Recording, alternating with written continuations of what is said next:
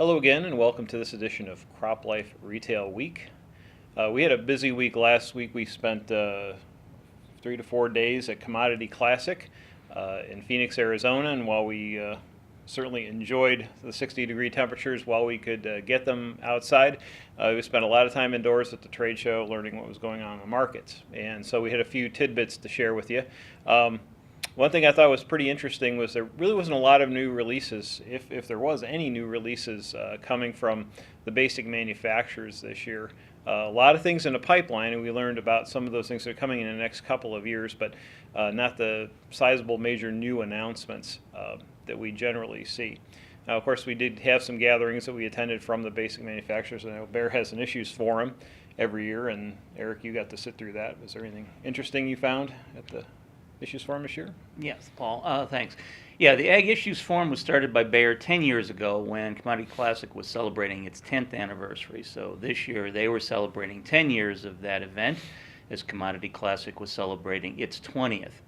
And they had several guest speakers there, an ex-astronaut talking about the future of mankind and how agriculture will play into that. A couple of awards they gave out to young producers and innovation awards.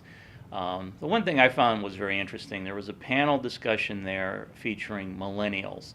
And one of the things we've talked about in the magazine quite frequently is how different that generation views the world versus baby boomers like myself and you, Paul.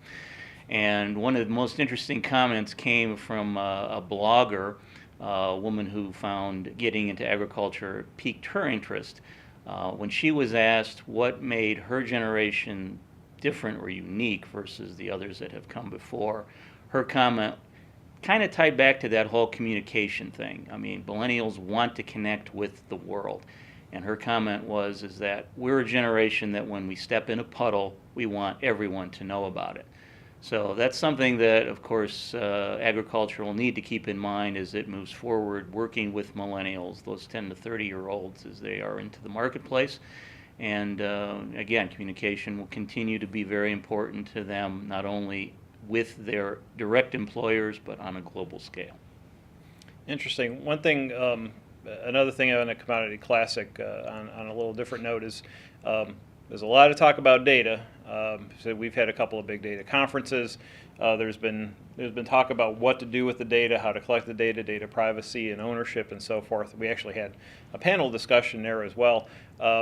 But pretty much every company that's out there that has some skin in the game when it comes to data wanted to talk about it and how they're integrating with other companies and figuring out ways to share it.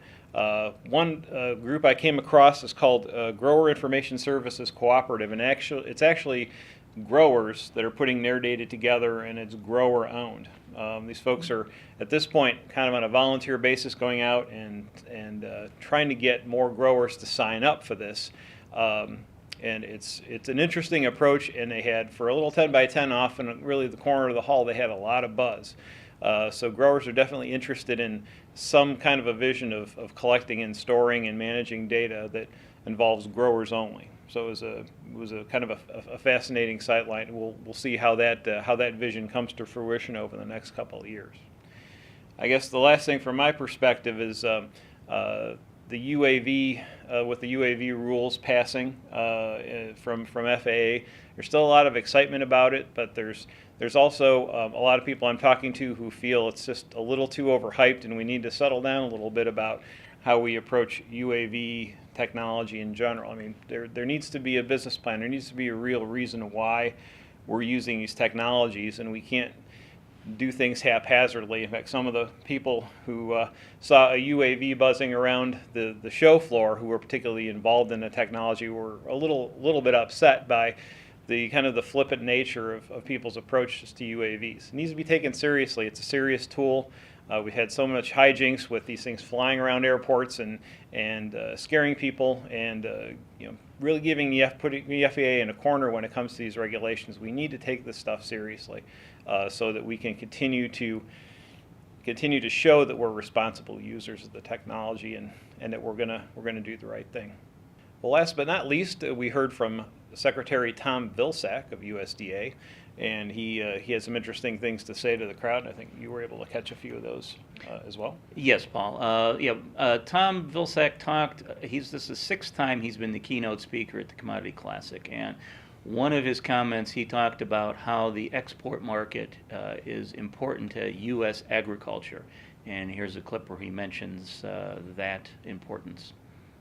Not only is farm income stabilized through exports and increased through exports, but that it helps to support jobs here at home. 1.1 million people are employed as a result of the exports that take place. And that 30% of export sales represents, in many years, net farm income. So one can make the argument that if we just sold to ourselves and didn't figure out how to sell to the rest of the world, there would be little profitability. So that's what Tom Vilsack, Secretary of Agriculture, had to say at this last week's Commodity Classic event. Well, that's it for Retail Week. Thanks for joining us, and we'll see you next week.